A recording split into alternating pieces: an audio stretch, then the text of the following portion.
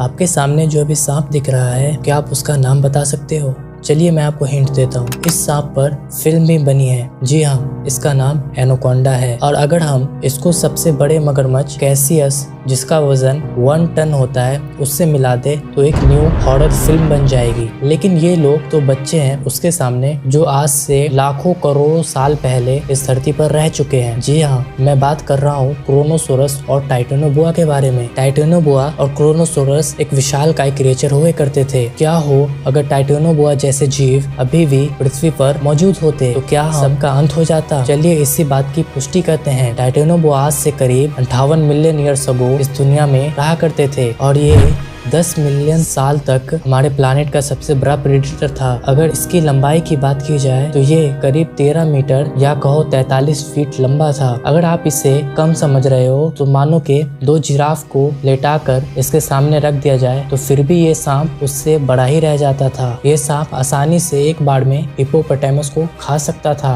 ये विशालकाय सांप ज्यादातर जंगल और पानी में हुआ करते थे, जिसकी वजह से ये मछलियों के साथ साथ मगरमच्छ को भी निगल जाते थे। ये अपने शिकार को पहले जकड़ लेते थे और फिर उसको निगल जाते थे। अब आप इससे अंदाजा लगा सकते हो कि ये जीव कितने खतरनाक हैं। चलिए बात करते हैं कि टाइटेनोबोआ के होने से हम इंसानों पर क्या असर पड़ता। क्या हमारा अस्तित्व खत्म हो जाता या फिर हम उस विशाल जीव पर काबू पा लेते? टाइटेनोबोआ ज्यादातर गर्म जगहों में रहना पसंद करते हैं, जैसे कोलंबिया या ब्राजील जैसी जगहों में। ऐसे में इंसानों को इतने विशालकाय जानवर से अपने घर को बचा के रखना पड़ता, क्योंकि ये जानवर कभी न कभी हमारे घर में चले आते। जैसे दूसरे सांप आते हैं तो हमें भनक तक नहीं होती। इन सांपों से बचने के लिए लोगों को अपने घर के बाहर हाई वोल्ट तार लगाने पड़ते और अपनी तकिया के नीचे स्टन गन रखनी पड़ती, क्योंकि कब इनकी जरूरत पड़ जाए इसको क्या पता। अब अगर हम बात करें कि टाइटेनोबोआ इंसानों के खाने की, तो हमें नहीं लगता कि कुछ ऐसा होगा, क्योंकि भले ही हमें फिल्मों में दिखाया जाता है सांप ने इंसान को निगल लिया, बट असल में सांपों को हम इंसानों से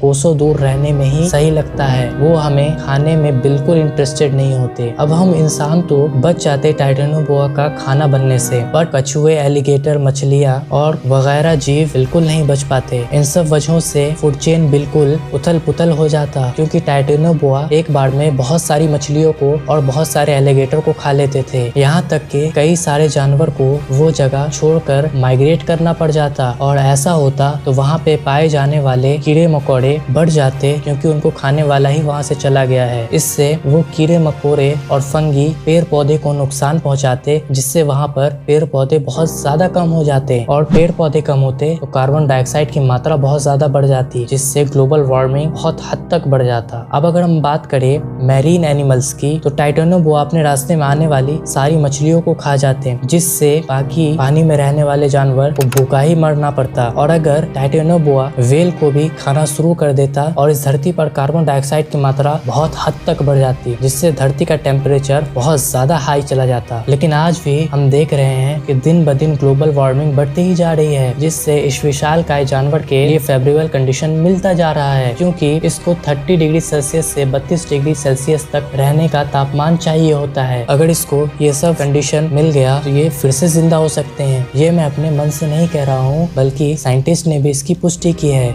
आपको ये वीडियो अच्छी लगी हो तो लाइक करके सब्सक्राइब जरूर कर दीजिएगा।